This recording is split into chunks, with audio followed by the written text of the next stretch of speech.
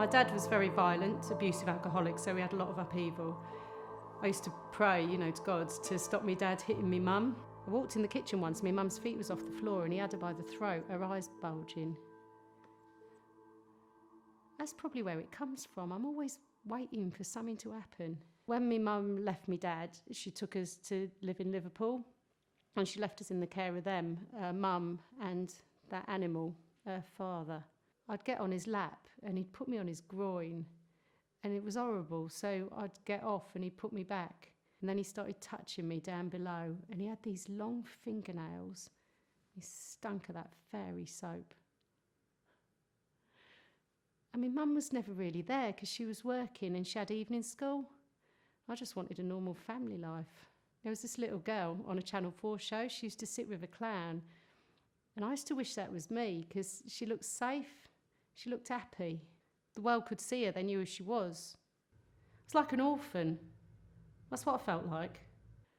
I started self-harming at 8 or so. I was sitting at the bus stop and I said, if this next bus is not a number 6, I'm going to cut myself.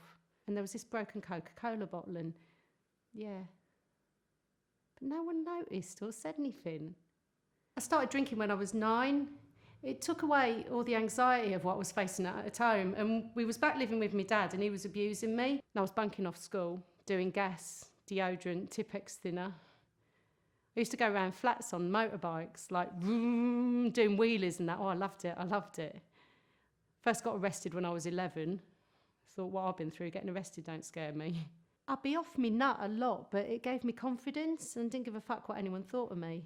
Really, I did, but I didn't. Do you know what I mean? I wanted to see how Jesus felt once, and I hammered a chisel through my foot. I didn't get right through to the bottom, though. And I'm saying all this, and I'm thinking it's fucking no wonder I'm fucked up. My first suicide attempt was 16. I found a load of medication in a cupboard, and I ended up in hospital, stomach pumped, come to in intensive care, and no one was there. They drugged me up. I didn't know what day it was. I was just vegetated. I was in there, I don't know how long, a few months.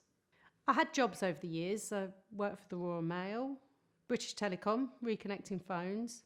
I was going to join the army, get away from it all. Thought I'm in a war zone anyway.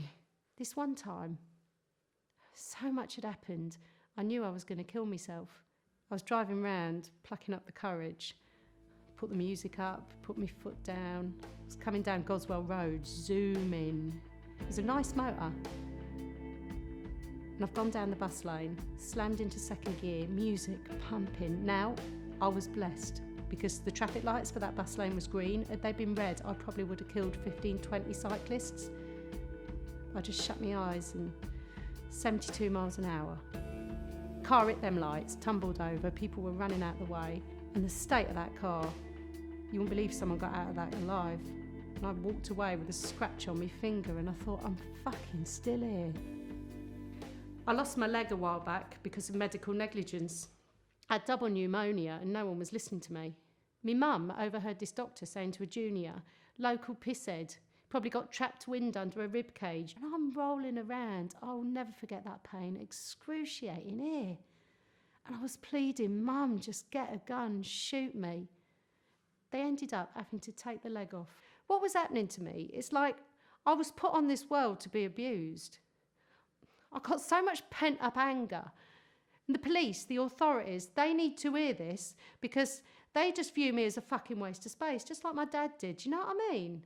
People automatically judge me because I took drugs before, but I'm recovered now. I don't need to self-medicate. I still need the help of a couple of pills, like my hands, they're red raw, because my blood pressure's so high, because I get so anxious, and that's how I am on a daily basis. It's horrible.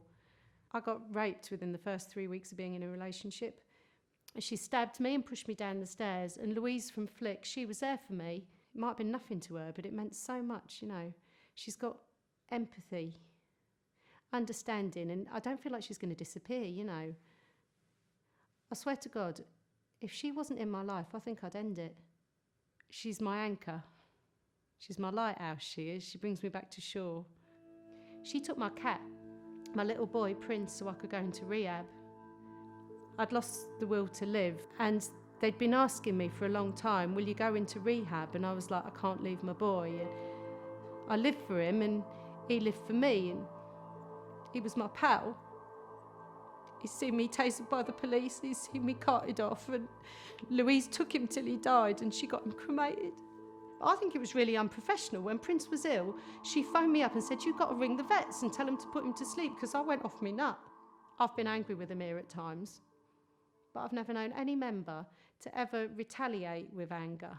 All I've known all my life is when I open my mouth, it gets smacked shut. So when I do get something out to a worker, cringingly, I'm waiting for a bop, you know. I want to volunteer, because I want to put something back. I was so proud teaching my niece her times tables, because she was saying she felt embarrassed, and I thought, hold on, she needs me in her life. So things are going good. But when things are going good comes disaster, but I've got to get that out of my head, got to go with the flow. I don't know who I am. I'm telling you straight, I don't know who she is. I know she's a really nice person. She's kind, she's caring, considerate, but I think there's more to me. I really do. I'm not blowing my own trumpet. I've got a hidden gem somewhere and it needs to be found, and Flickr helping me do that. But I know I've got to put the footwork in, in spite of one of them being metal. I feel like when I tell people I've been abused, it's like a platform for them to move in on me. I want to fly away. I feel dirty. I feel disgusting. I don't want to talk about it, but I know talking's therapy, and I just want to get it out there. That's why I want to write a book. It could be called Anger. I'm screaming out for help. I want anger management. Equilibrium, yeah, finding a balance. My life's been all or nothing. That could be the name of the book and all or nothing. I'm still here. After everything I've been through, it's unbelievable. That could be the name of my first book. F in unbelievable. Because you could not make it up.